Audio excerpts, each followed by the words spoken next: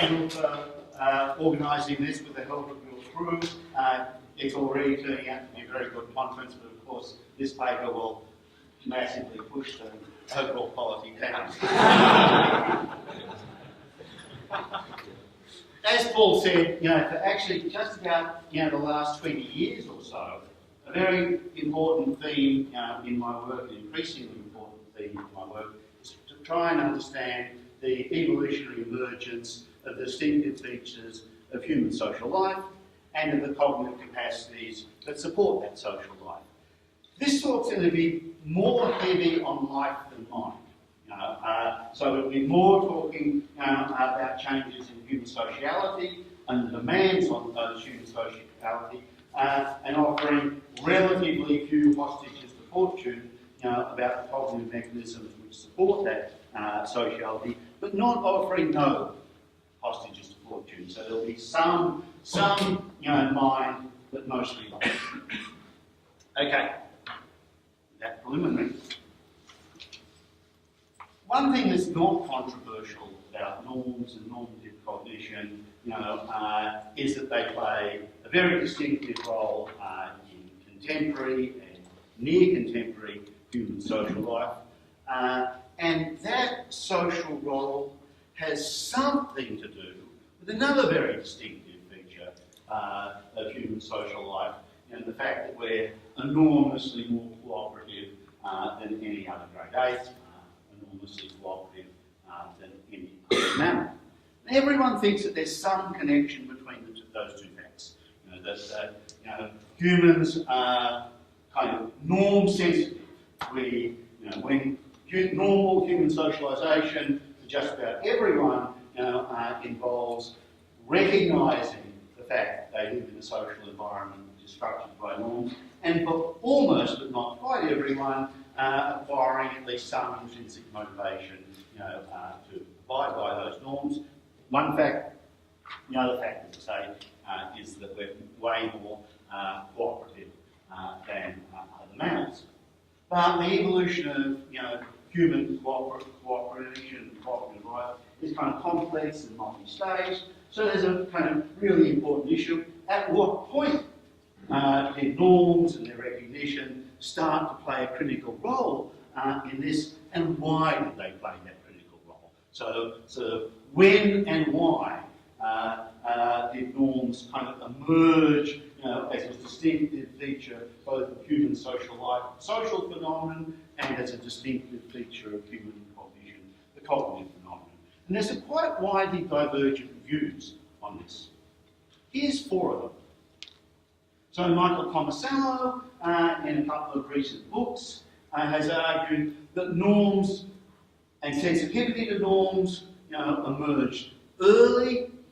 By early he means roughly mid-Pleistocene, a million years or so ago, and they emerged to underwrite high-stakes cooperation between diets. So Tomasello has a picture of a stage in human cooperation in which kind of pairs of individuals, had to commit to one another, in cooperative interaction, and that commitment wasn't stable enough if it rested on merely instrumental motivations, or maybe even merely emotions of affect. So something like normative commitment. So for Tomasello, the first norms were norms of promising, or some, proto-promising, between individuals, roughly, a million or so years ago, and that was because the cost, to me, if Paul doesn't do his part, is so high that it's really important for me,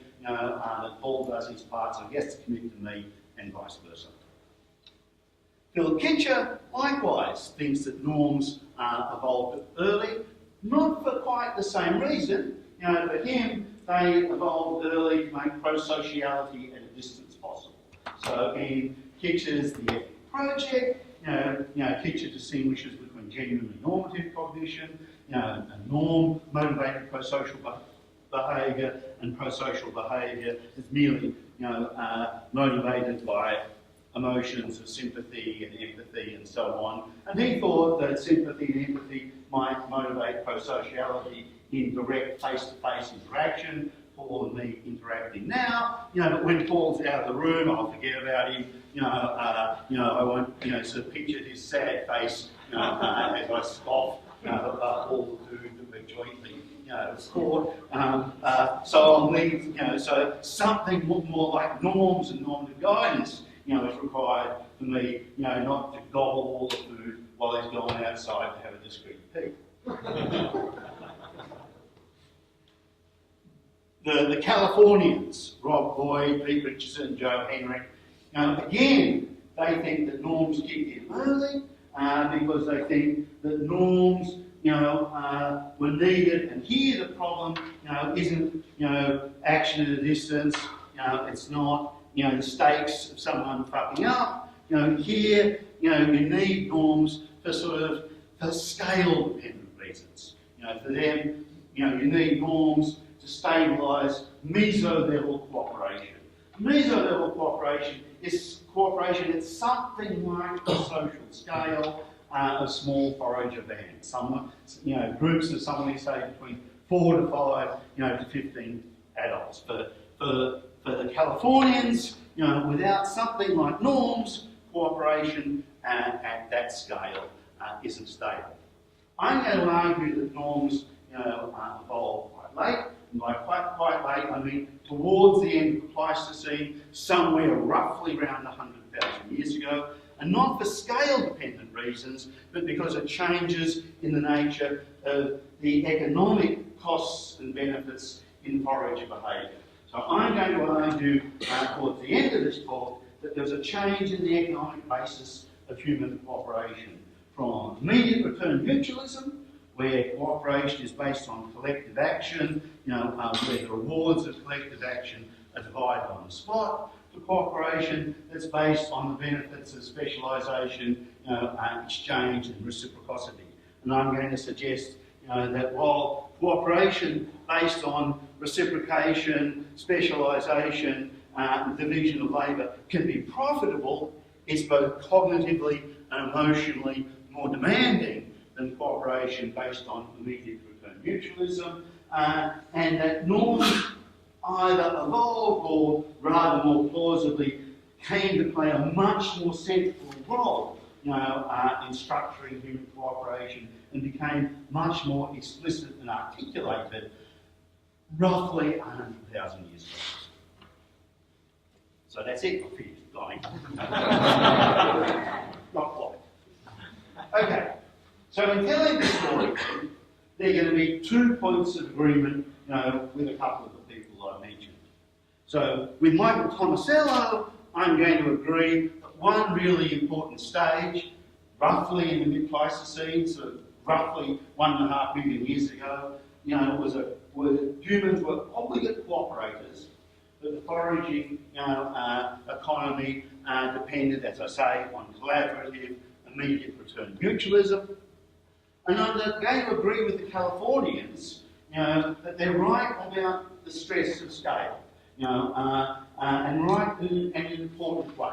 Once group size reached roughly the size recognised from contemporary ethnography of sort of 5 or 6 adults or more, cooperation was only stable when the benefits of acting cooperatively and the costs of not acting cooperatively came from the group as a whole, not just from the individuals that are directly affected either by me actually cooperating or by my failing to cooperate. So group response, to pro-social and antisocial behaviour, in my view, was indeed critical, to the stability of cooperation. And I'm going to suggest that the psychological mechanism of that group response was a much simpler set of emotions and cognitive responses than norms, or at least norms, as the Californians conceive of norms. Because one of the points about the Californian story is that they conceive of norms in a very socially and cognitively rich way. Okay, so I'm going to develop, for partly for reasons of time, but also partly because for reasons of convenience. It's a good foil for my story. I'm going to explain the Californian picture in some detail and why I'm sceptical about it. I'm going to use that sceptical story to motivate my own positive account. Okay, so above the micro scale, cooperation, contingent, on others' cooperation is unstable. They argue that it's vulnerable, to defection cascades triggered by actual and suspected free riding. I think they're right about that. The claims are based on two thoughts. One's an empirical thought, that those groups were unlikely to be composed of relatives who are closely enough related for kin selection to do the job in selecting for cooperation. Empirical case for that is that ethnographically known foraging bands are not made up of close relatives.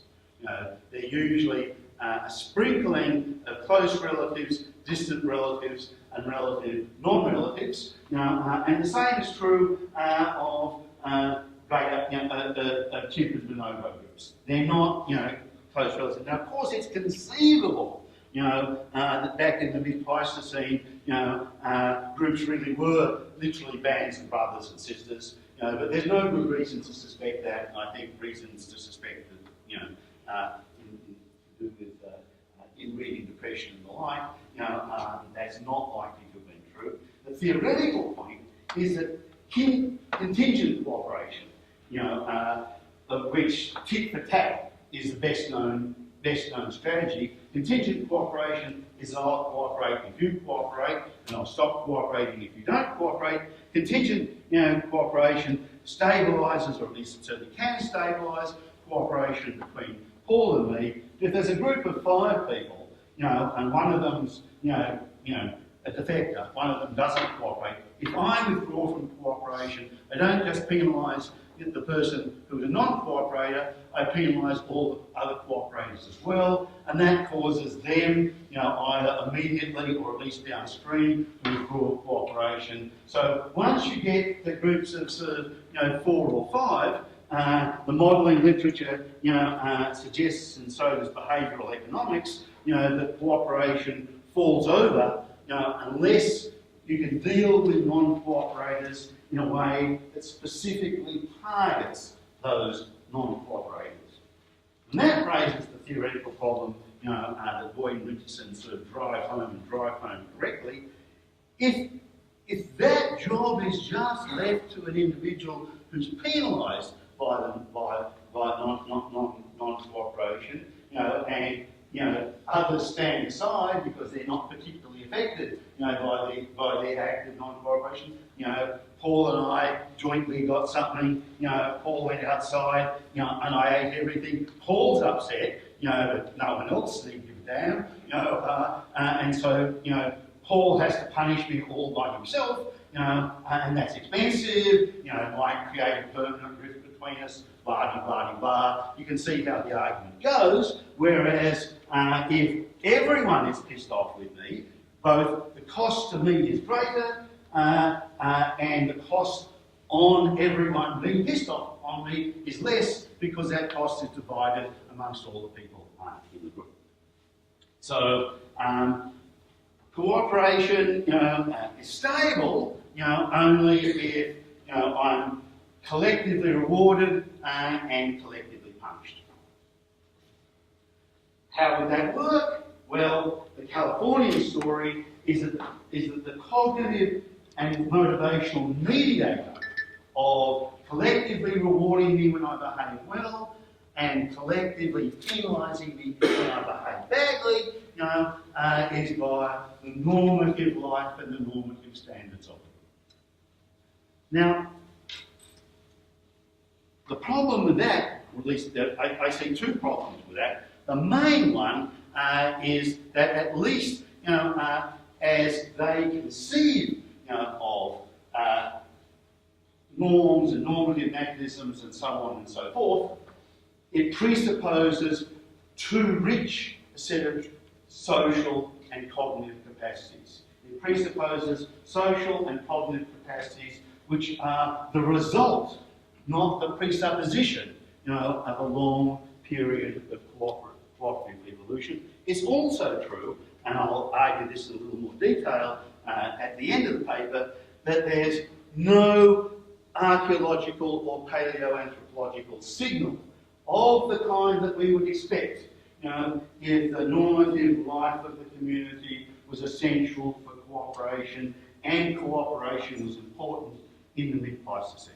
I think there's good archaeological evidence that cooperation was central to human life in the mid-Pleistocene. I think our erecting ancestors came into existence roughly 1.7 million years ago. Almost certainly were obligate cooperators, and obligate cooperators in big enough groups for the scale issue to have kicked in. But I think it's very implausible indeed that their cognitive and social life was sophisticated enough to have that social and cognitive life regulated by norms in the way the Californians conceived of norms.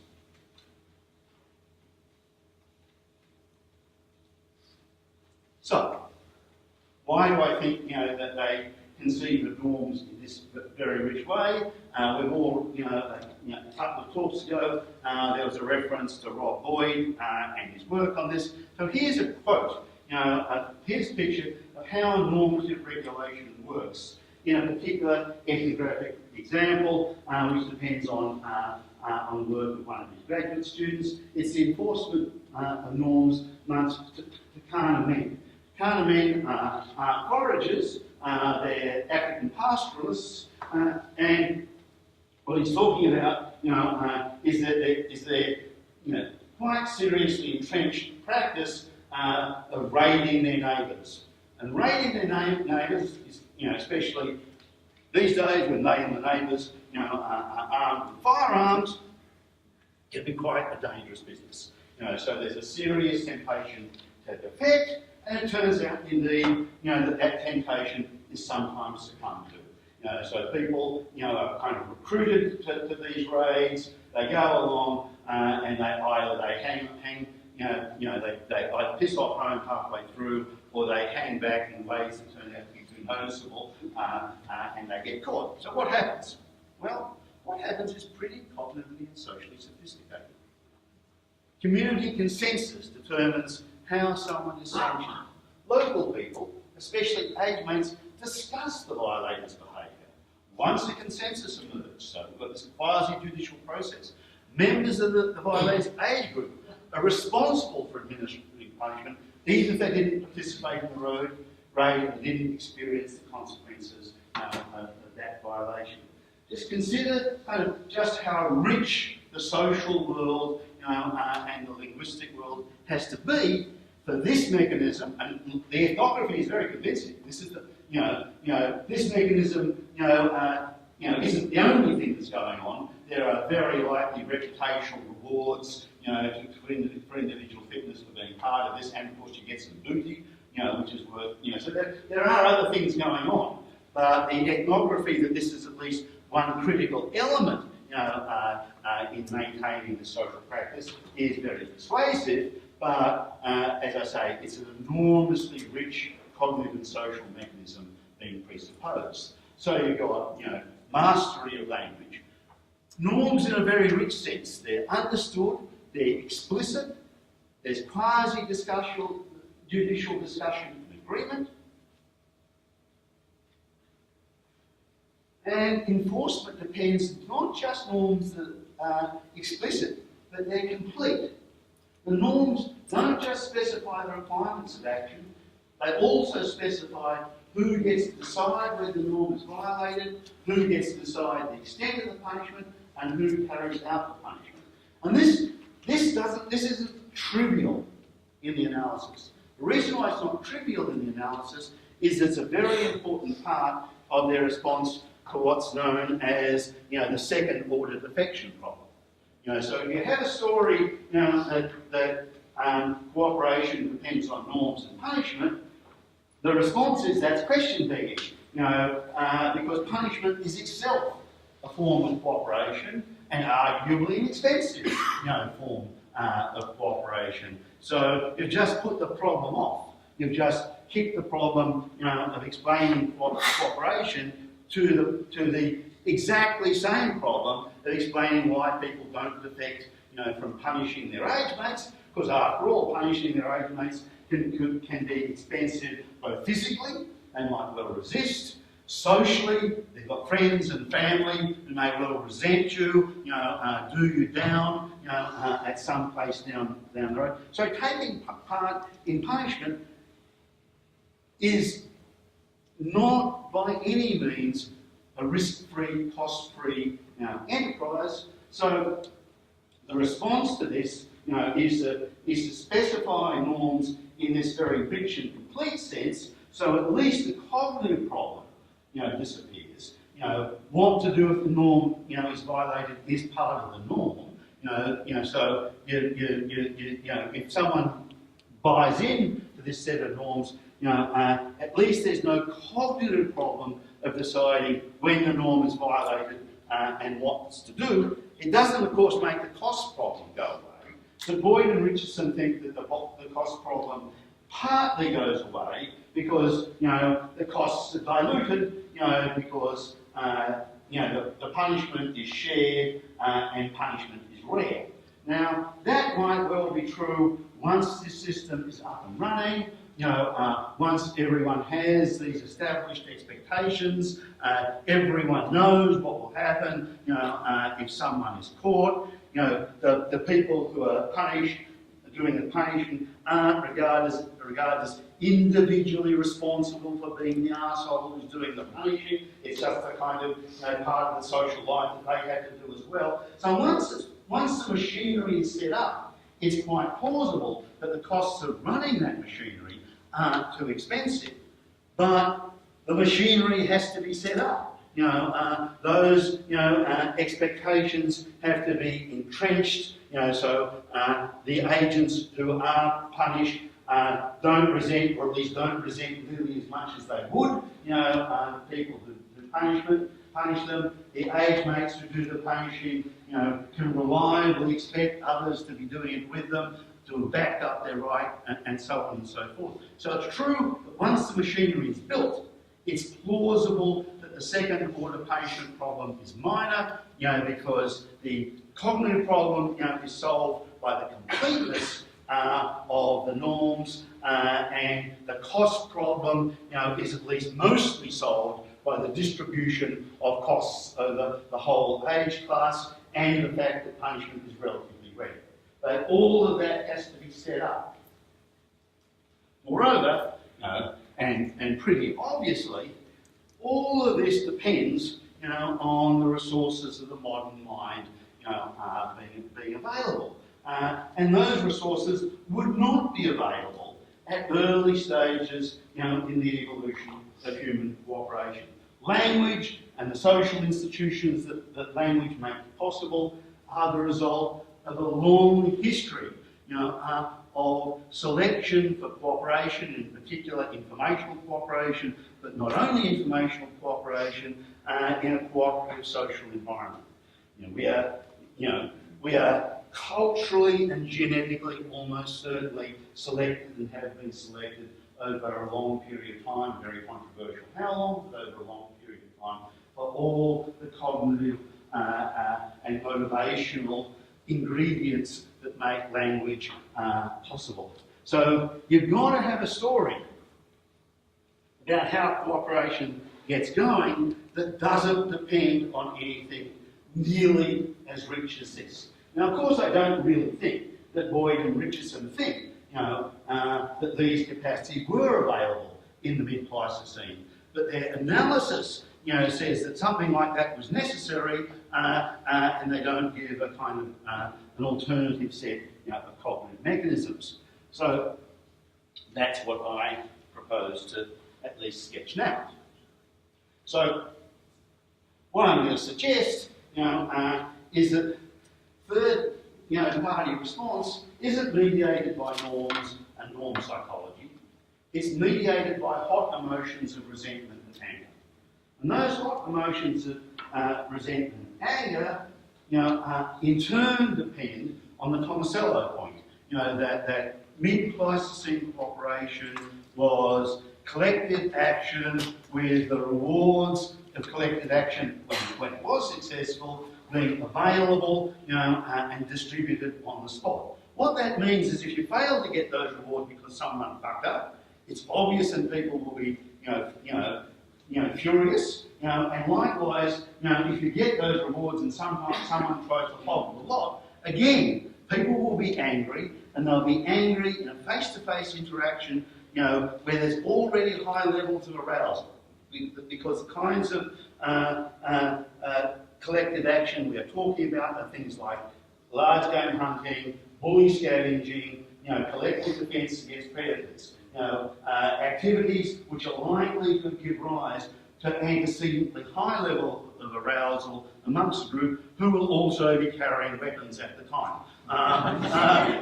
And so it's, I think, extremely plausible both that there will be sparks of anger that will be expressed, will take off, spread by contagion-like processes within the group. You don't need to presuppose that there's sort of rational discussion or anything remotely like rational discussion. It's on this picture, the anger of the crowd is as important as the wisdom of the crowd.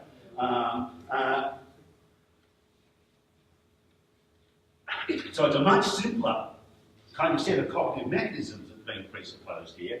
And the thought is also that these emotions won't be selected against. They'll be selectively stabilised because of the importance of reputation and social capital in these words. So the people who do get angry at people who are either fucking up or ripping off, and equally the people who are motivated to generosity, at people who say did a really good job, in the faces of some crisis. Those emotions will not be selectively penalised. They'll be selectively rewarded because of the importance of reputation in those social environments. So, critical claim: you don't need norms to recognise an arsehole. You don't need norms to dislike one and act on those dislikes. In these contexts, that is to say, contexts which are where the success, where the impact of willful incompetence, and greed, is obvious and immediate.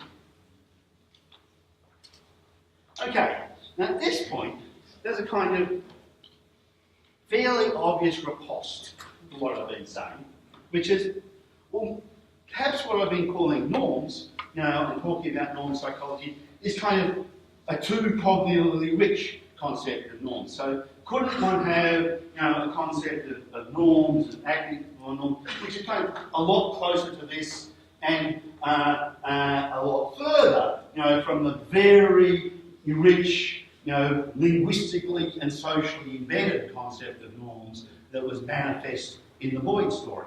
And the answer to that is obviously yes. So Jonathan Birch, has recently been, building on the work of Peter Railton to kind of develop a picture of the emergence of norms, and normative guidance, which doesn't require language. In his view, it doesn't even require sort of recognition at the very beginning of this process, of what other people are up to.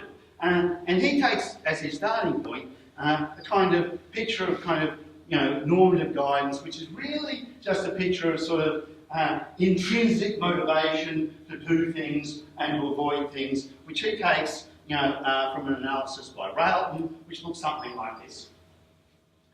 So on the sort of Birch modifying the Railton picture and inserting it into an evolutionary context, action is sort of norm guided if roughly the three following conditions are met, or something like this.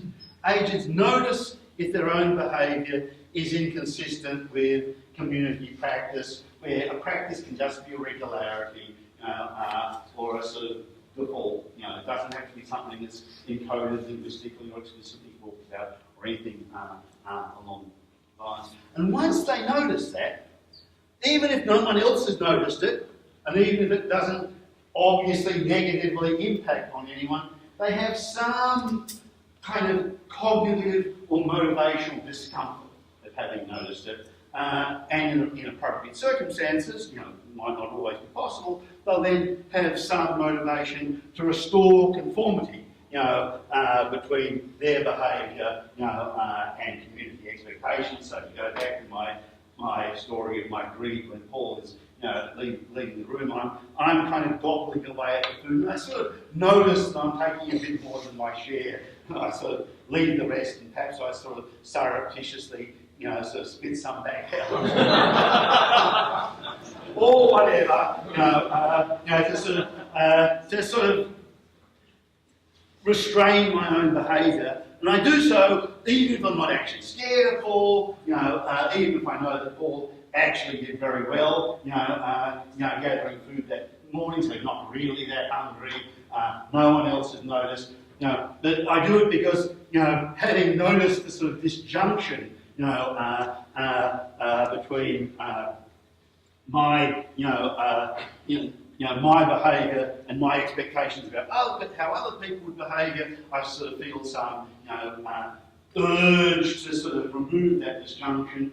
And likewise, if I notice someone else being greedy, even if it's got nothing to do with me, I feel sort of some aversion, some temptation to sort of act or show a shitty face to the third person, as I say, even if that doesn't impact on me. And of course, once you get a picture of normative guidance like this, you can easily imagine how gradually, over time, this could become more and more cognitively fancy, as the norms in question become linguistically encoded, as appropriate responses themselves become established practices, so exactly how badly you should be angry towards someone who's been greedy itself becomes a practice, and so on and so forth. So you can see this sort of picture as a starting point for the gradual scaffolding and expansion in both cognition and social life towards something like the very rich picture of norms and their importance that's presented in Boyd's description of Takana ethnography. And I certainly think something like this probably did kick in and was important sometime in the period before the mid-Pleistocene and contemporary social environments. What I'm sceptical of is whether it was needed right at the beginning. At the beginning, all agents needed was something much even simpler than that. All they needed was to actively resent greed and cheating, even if they'd be completely comfortable with being greedy and cheating themselves, if and when they got away with it. And we know that psychology is not there in contemporary humans, so I don't think there's any reason to suppose that would have been absent, from the cognitive and motivational profile of our ancestors 1.5 million years ago. And as I say, I think that's all you need, to get the anger of the crowd up and running. So yes, I think something, richer and more sophisticated than this does come into play, and probably starts to come into play, fairly, early in this transition. But you don't even need norms in the very minimal Birch-Railton sense to get mutualist cooperation reasonably stable. Okay, how am I going for time? Okay, so I've got about 5, something like that. Okay, I think I can do it in 5. All right. So I want to do 2 things over the last 5 minutes. The first is to explain why I think sort of reciprocation-based cooperation emerged, and why I think it's so more cognitively and motivationally demanding than mutualism-based cooperation. And then I want to spend the last couple of minutes talking about sex.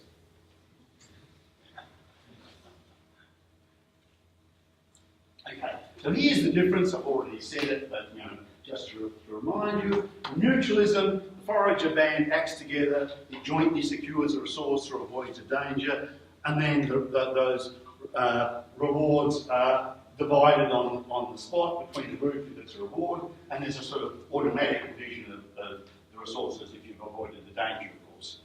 In reciprocation, an agent contributes resources to other agents or to the group. The rewards come later, sometimes much later, quite often in a different form, and quite often from third-party agents.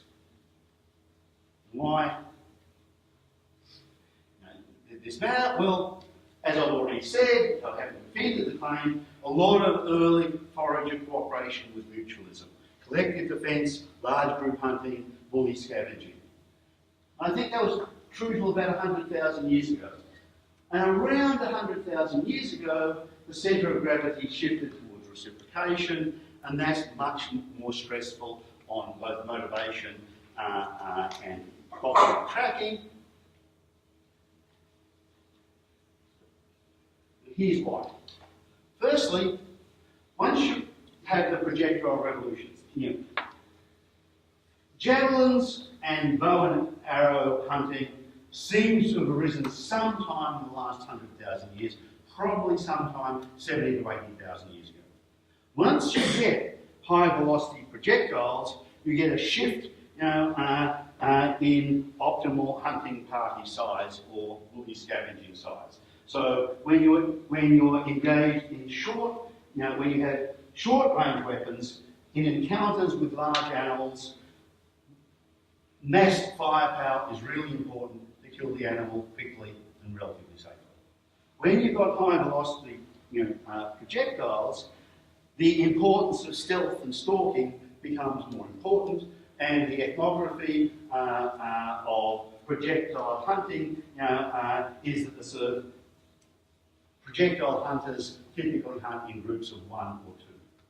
And that means that in a sort of standard size forager group, say, of a dozen to 15 or something like that, there's typically 6 or 7 hunting groups, and they won't succeed at the same time. Quite often they'll all fail, but they're very unlikely that they'll all succeed. So what that means is that some days you will be successful, and other days others will be successful. So success becomes uncoordinated in the group over time. You also start to get, at roughly the same time, signals of specialisation and division of labour. The first signs of what's called the broad spectrum revolution, where instead of specialising in medium-sized game and large game, a much wider range of resources was taken. At the very least, the critical role of women in small game and plant foods, but you also start to see the signature of seafoods, of the exploitation of riverine resources and stuff like that. And that's going to raise a commensurability issue on top of the time issue. So, I come back with some fish, how much buffalo, in 2 weeks' time, is my provision of fish today.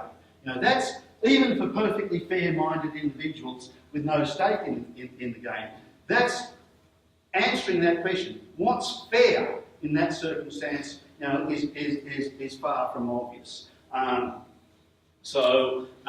Differential success at a time, and the expansion of resources, raises time discount issues and resource commensurability issues that weren't there when foraging is mutualist. And you also get differential mobility interests. Different resources exhaust at different times. So different members of the party will want to move on when others still want to stay, because mobility, moving is costly. One response to that is so-called logistic mobility, where specialist foraging groups go out, sometimes for weeks at a time, and then come back having accumulated resources. Now, that's economically efficient, but it creates cooperation stresses. It creates cooperation stresses, including stress on sexual trust. But also it requires pro-social motivations to be maintained over much longer periods of the fission-fusion cycle. So you got longer planning horizons, longer periods of temptation, greater demands on sexual trust, cooperation without daily management, as a result of the expansion of the fission-fusion cycle. So just to summarise, longest time horizons, less well-aligned interests.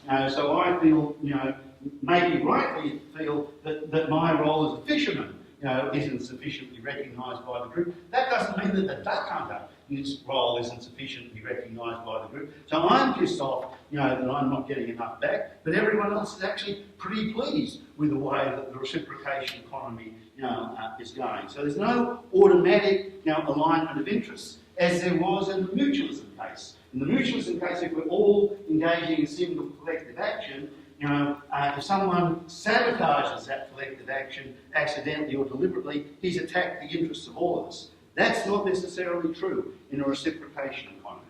As I say, you've got resource and role commensurability and sexual policing comes more different. I'll skip the stuff about death. Okay, move on to sex instead. Okay, so obviously resource acquisition and division can be a conflict flashpoint, but equally obviously so can sex and family support. So, my argument so far is you didn't need norms to, to police the economy of cooperation until it became much more complex. But what about norms to police sexual activity? Well, support. For a very long time, reproductive cooperation has been a central part of human social life, but I don't think you need norms to explain that, because again, on ethnographic and other evidence, it looks like support comes from grandmothers, mother sisters, female band members, children's older siblings, and arguably father as well, and kin selection and reciprocal cooperation can explain those forms of reproductive cooperation. I don't think they're theoretically challenging forms. What about male provisioning in return to female fidelity? A lot of people think that's played an absolutely critical role. A couple of points. Even if it's the anatomically modern human pattern, it wasn't obviously the mid-Pleistocene pattern. That men provisioned their partners, in return, not just for sex, but for sexual fidelity. It may not even be the anatomically modern human pattern. There are cultures of parable paternity where it's at least culturally pretended and perhaps actually believed that multiple men can share fatherhood. And basically they support children roughly in proportion to the number of times they've had sex with the woman. And it seems to be a perfectly stable arrangement. There's also debate that hunting and provisioning really is, provisioning the parent, the mother and the children. Yet there's an alternative hypothesis that signalling. I think the signalling hypothesis in the strongest form isn't empirically sustainable, but there are cases that fit it. More seriously, I think the policing problem is largely a consequence of the late Pleistocene economic revolution, creating more opportunities for covert sex. When the group foraged as a whole, surveillance was more or less an accidental byproduct of the foraging behaviour. Once the group splits up, once the men are out hunting by themselves, once the women are foraging in small groups, there's a lot more opportunity for covert sex. I've got more to say about sex, but I think time is getting away from me. Pardon? 45. So I think I'll finish now. Just say, look, Norms aren't directly archaeologically visible, but there's ethnographic evidence of normative life of the community is largely acquired through its ritual life. And ritual often is archaeologically visible. You know, the appearance of ritual in human life, in burials, in the use of material symbols, in the use of special sites, is archaeologically visible. And the signs of ritual life became increasingly strong from about 100,000 years ago. So the first burials are a little older than 100,000 years. The first uses of ochre that's clearly decorative rather than functional is a bit older than that. The first jewellery, is just under 100,000 years old. So the footprint, of a ritual life becoming increasingly important, in human life is increasingly strong from about 100,000 years ago. That is increasingly strong at about the same time that we've got evidence of this change, in the economy from mutualism to reciprocation. I think those things are, intimately and causally connected. It's just a couple of my favourite photos of silly rituals that would indeed leave archaeological signatures. Foragers often have very complex norms of division, very explicit ones reducing transaction, and conflict ones. There's a wonderful paper called Rousseau's Whale Hunt, which is about sort of forager whale hunting in the archipelago with very explicit sort of division norms. Australian Aborigines have many very explicit Aboriginal norms which specify exactly which bits of kangaroo various people should get. Sand foragers have kind of, again, very explicit norms connected with a kind of parliament of arrows. So basically, I make arrows and give them to Paul, and he gives some to me, and it's, the arrow maker, not the arrow shooter, that gets to determine the distribution, of the spoils. There's lots and lots of examples in the ethnography, of quite explicit, quite rich, division norms. They reduce ambiguity about cooperation and affection in noisy environments. So they reduce conflict. They don't eliminate conflict, but they reduce it. They depend on the cognitive tools, of late cognitive environment, but also I think they're important only in those environments, in the newly stressed, complex social and economic environment, stressed by expansion, stressed by increased planning debt, by increased dependence on reciprocation. With that, I'll stop. I'm sorry I went so long.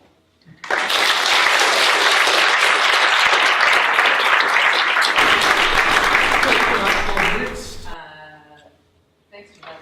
It's very interesting. I was just kind of wondering about the role of social emotions and the phrase regarding the need or the lack of need to recognize assholes. So I guess it seems like the presupposition here is that anger, and social anger included, tracks wrongs. And the images I immediately had when the phrase that came up was that lynches are not, the best justice system, and that people sometimes resent people that are smarter than them, or just look different, or that are richer than them, or that are a bit crazy or stupid. Also, it came to me that some assholes can be quite sneaky and go under the radar. And the second word that I had was that asshole in itself seems to me a normative term. So whether greedy people are considered assholes, for example, seems to depend on whatever is already in place within that social group. And I would presume that many leaders, for example, would have arguably been greedy, and also yet admired and obeyed, treated like parents of sorts, etc. So I was wondering how to think that maybe turning to social emotions had some challenges. Okay, both fair enough points. Here's how I respond. Firstly, it's a very important part, of the picture here, especially the picture of this early establishment of cooperation, that it's an epistemically transparent environment. So the forms of cooperation, collective action I'm thinking of, forms of collective action like the group as a whole, is engaging in bully scavenging. So they're there, as a mob, throwing rocks, making noises, waving sticks, at say a leopard and chasing a leopard off a kill. In a situation like that, the idea is that mutual monitoring is easy, both in the process of driving the leopard off the kill and also on who does what once you get to the kill. So I agree, in complex contemporary environments, and even the environments which I'm talking about, in the Pleistocene 100,000 years ago, tracking someone who's been greedy, tracking someone who's been an arsehole, perhaps spreading malicious gossip, or whatever, is a much, much more cognitively challenging situation. But it's part of the model that around sort of 1.6, 1.7 million years ago, the tracking problem was much simpler. Perhaps not completely trivial, but much, much simpler. Now, does even resentment at that point, depend, am I kind of doing the same thing that I accused Boyd of, namely of back projecting, features of the human mind, back in time, to a period where it's unreasonable to suppose. I don't think so, because I think there's evidence from primatology, of resentment, and anger in great apes and other primates, in situations, say, where one of them sees that another is getting something that they're not getting. They split the dummy in some really impressive ways. There's some very amusing YouTube videos, of capuchin monkeys, big, absolutely kind of losing it, when, they're both in a cage, they both do the same thing, and one of them gets kind of monkey chow, which is edible but not particularly nice, and the other one gets grapes, and that is sufficient to generate a pretty powerful resentment spike. So I think that the appeal, to resentment spikes, whether or not you think in some sense this is still presupposing something normative, is at least not, is at least plausibly within the cognitive and emotional repertoire of 1.6 million year old hominids, because it was within the emotional repertoire of the primates, with whom they're descending. Okay, question back. Just now, taking your point about avoiding resistance period of time and the need for these complete norms and language and things like that, whether or not things like pre-linguistic, ritualistic things like dance and drama and forms of communication and things like that, whether they can play the role of constituting to a degree these certain group norms by representing certain actions as undesirable or desirable as prestigious or lacking prestige in a group environment and collectively engaging this kind of social emotion reaction and channeling it in ways that make it clear what is to happen in certain situations. And it just seems like that kind of early dance, early ritual, depending on when you think that emerged, doesn't require that kind of the kind of capacities people talk about in institutions that I think collective pro-social bonding, that involves something like song and coordinated, activity and stuff like that, was probably early. Probably as early as what I was talking about. It may well have been, an Pleistocene phenomenon. So I think, at least the antecedents of those capacities were there, and as you say, aren't kind of cognitively and socially demanding in the way that the Californian picture is cognitively demanding. So try and turn that though into ways of specifying what you should do and what you shouldn't do. That strikes me as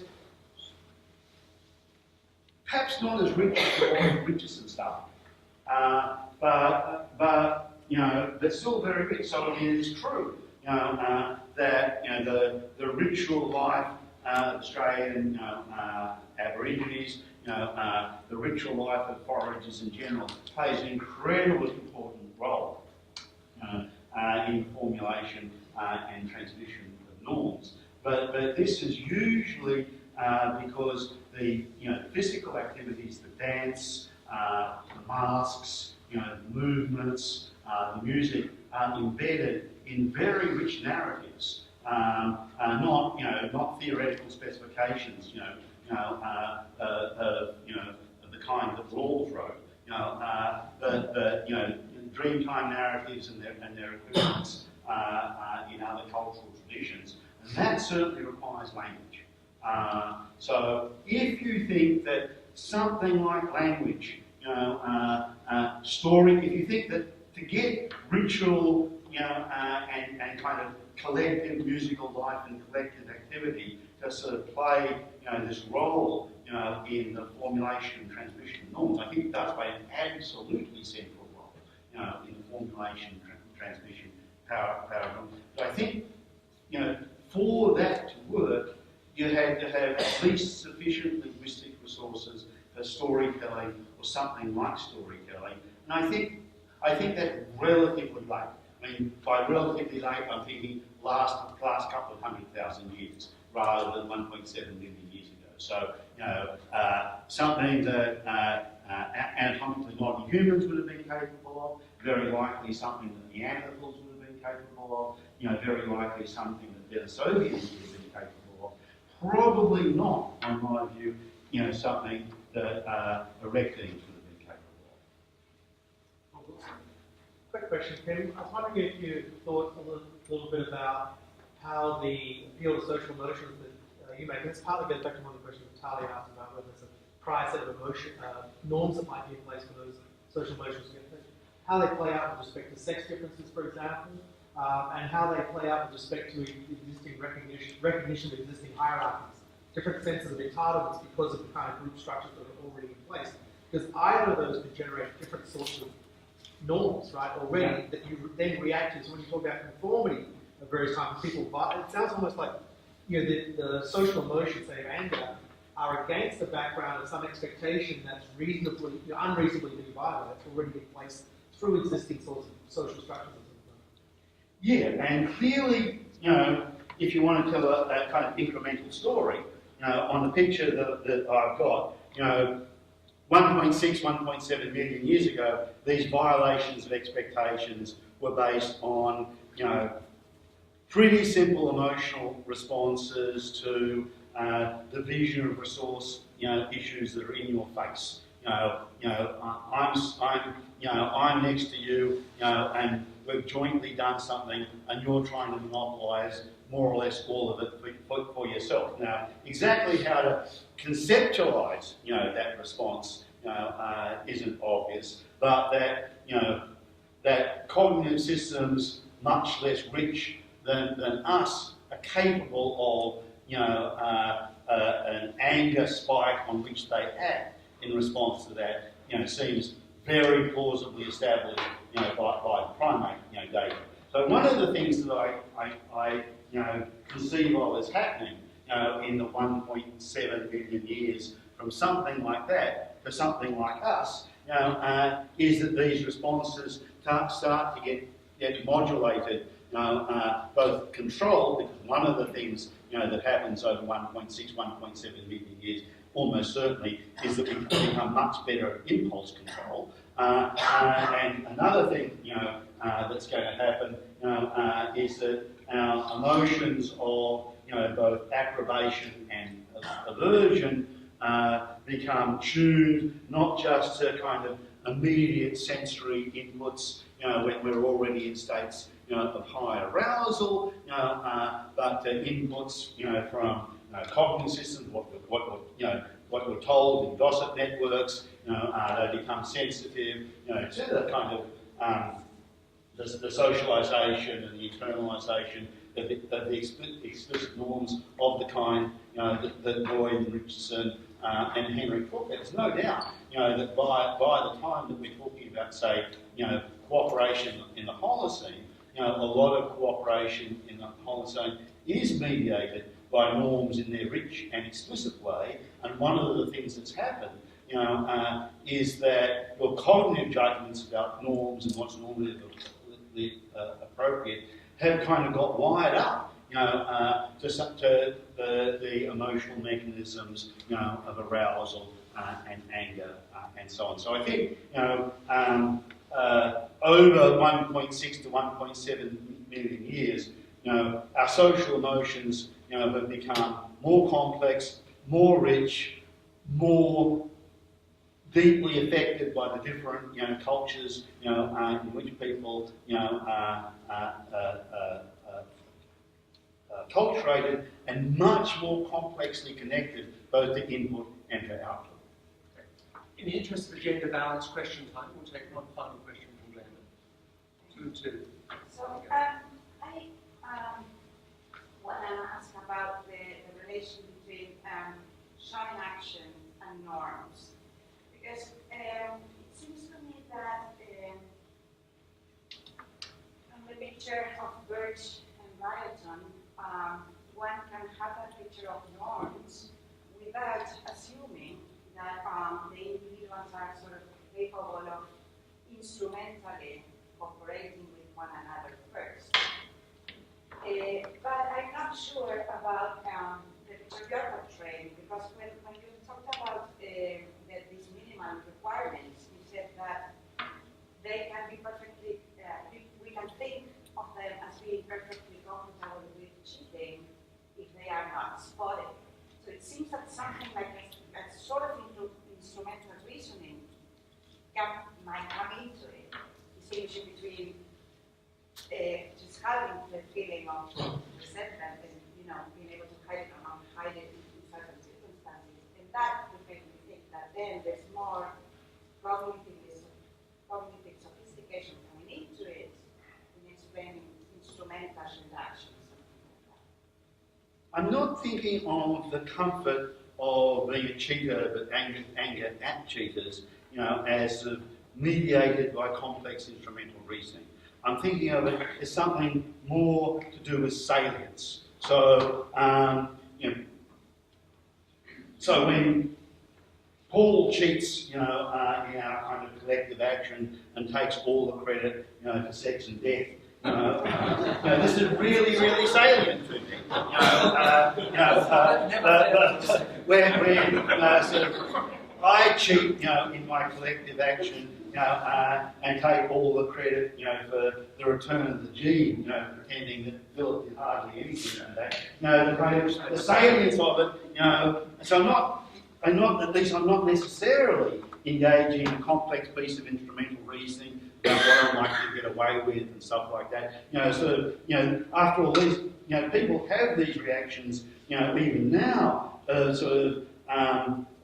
and what you might think of as hypocritical, but they're not actually hypocritical, it's just a matter of salience. They're greedy themselves, but that doesn't stop them being angry at other people's greed. But that's not a result of a complex piece of instrumental reasoning. So that's the first part, of my response. The second part on the specifics of Jonathan's view. I mean, Jonathan thinks that norms don't even begin with anything social.